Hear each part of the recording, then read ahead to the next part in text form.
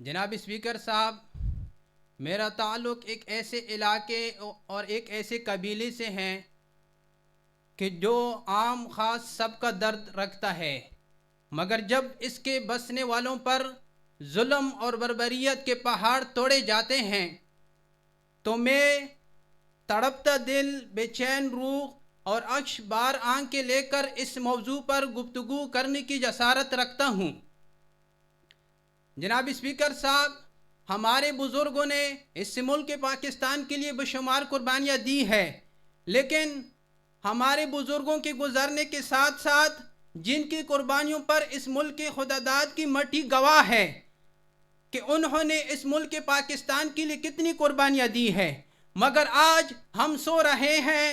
جس کا بس چلتا ہے ہماری حق پر اٹھتی آواز کو اپنے عہدے اور اپنے مال اور دولت کے لیے دبا دیا جاتا ہے۔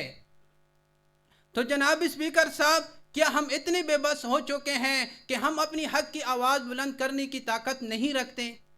نہیں سامعین کرام، ہمیں خود کو بدلنا ہوگا۔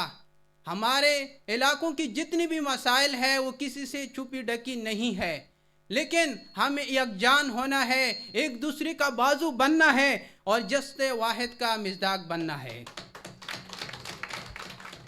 شکریہ۔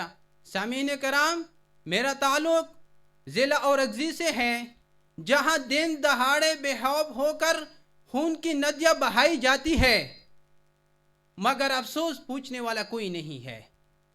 جہاں سچ کے علمبرداروں کو قتل کیا جاتا ہے، جہاں ہم ووٹ کا حق رکھنے کے باوجود ہم اپنا نمائندہ منتخب نہیں کر سکتے۔ سامعین کرام، قدرت کے ان حسین وادیوں اور قدرت اور دلکش وادیوں سے مالا مال ضلع اورکزئی کو گندے سیاہ کوکل نظام کی لپیٹ میں لیا گیا ہے۔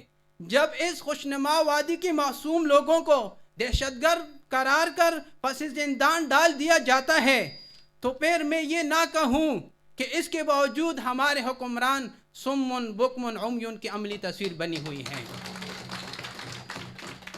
اور یہ بات رکی نہیں ہے، آگے بھی یہاں ہمارے بسنے والے معصوم باشندوں سے تعلیم، صحت اور بجلی جیسی ضروریاتی زندگی چھین کر بے یار اور مددگار چھوڑ دیا ہے۔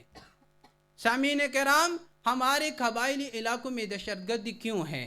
حالانکہ یہاں پہ سیکورٹی فورسز بھی ہے، ہماری انٹیلیجنس ایجنسیاں بھی ہے اور ہماری پولیس بھی ہے، صوبائی حکومت بھی ہے اور وفاقی حکومت ہے، لیکن اس کے باوجود ہمارے ان علاقوں میں جان محفوظ کیوں نہیں ہے؟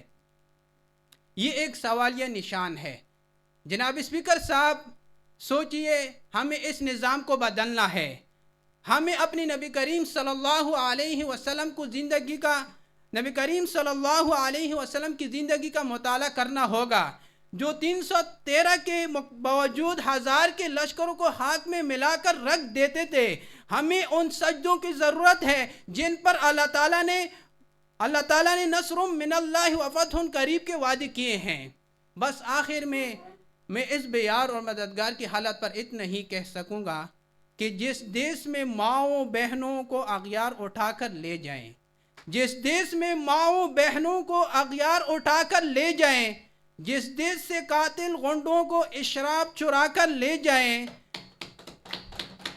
جس دیش کے چپے چپے پر پولیس کے ناکے ہوتے ہوں، جس دیش کے مندر مسجد میں ہر روز دھماکے ہوتے ہوں، جس دیش میں جان رکھوانے والے خود جانے لے معصوموں کی، جس دیش میں جان رکھوالے خود جانے لے معصوموں کی، جس دیش میں حاکم ظالم ہو سسکی نہ سنے مجبوروں کی۔ جزاکم اللہ خیرہ۔